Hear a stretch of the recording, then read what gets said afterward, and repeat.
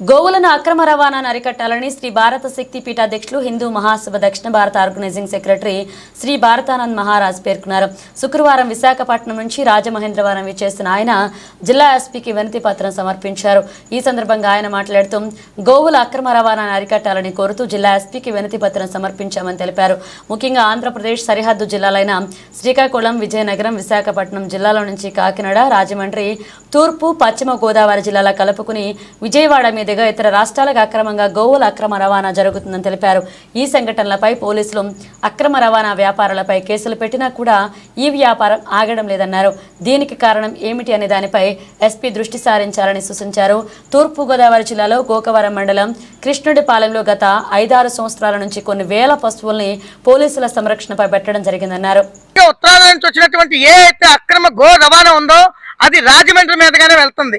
కాబట్టి రాజమండ్రి మీద నుంచి వెళ్ళి ఎక్కడికి వెళ్తే ఇతర రాష్ట్రాలు తరలిపోతున్నాయి. ఇప్పటికే ఏవైతే మన జాతీయ గో ఉంటుందో ఈ యొక్క జెర్సీ ఆవు కాకుండా ఈ యొక్క ఆవు యొక్క సంతతి తగ్గిపోయింది. రాబోయే రోజుల్లో ఈ యొక్క ఆవుల్ని కానీ కాపాడుకోకపోతే ఇప్పటికే క్యాన్సర్ అనేది పెరిగిపోయింది. ఈ పెరిగిపోవడం వల్ల ఆవేగం లేకపోతే పాకిస్తాన్ లో ఎలాగైతే లీటర్ 120 రూపాయలు కొంటున్నామో అదే పరిస్థితి భారతదేశానికి వస్తుందంటే ఇందులో సందేహం లేదు. కాబట్టి గోవులు రక్షించుకోవడం మా యొక్క లక్ష్యం. కాబట్టి మా యొక్క గోమిత్ర ఫౌండేషన్ మరియు ఓం భారత్ శక్తిపీఠం రెండు సంయుక్త ఆధ్వర్యంలో మేము ఎస్పీ గారికి వినతి పత్రం ఇవ్వడానికి వచ్చాము. కాబట్టి మీడియా వారు కూడా మాకు కొంచెం సపోర్ట్ చేయండి. ఎందుకంటే వాళ్ళ మీద కేసులు పెడుతున్నారు, మళ్ళీ వదిలేస్తున్నారు.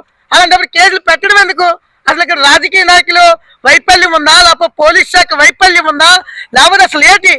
ఎవరు ఇందులో అసలు పెద్దనం చలాయిస్తున్నారు, ఎవరు అసలు పెద్ద దొంగ అనేది తేల్చాలని చెప్పి మేము ఎస్పీ గారిని అడగడానికి వచ్చాం. కాబట్టి ఇంత చక్కగా మీ అందరూ మాకు సహకరించినటువంటి మీడియా శాఖకి ధన్యవాదాలు తెలియజేసుకున్నందుకు గో మాతాకి, గో మాతాకి, గో మాతాకి చెప్పానండి.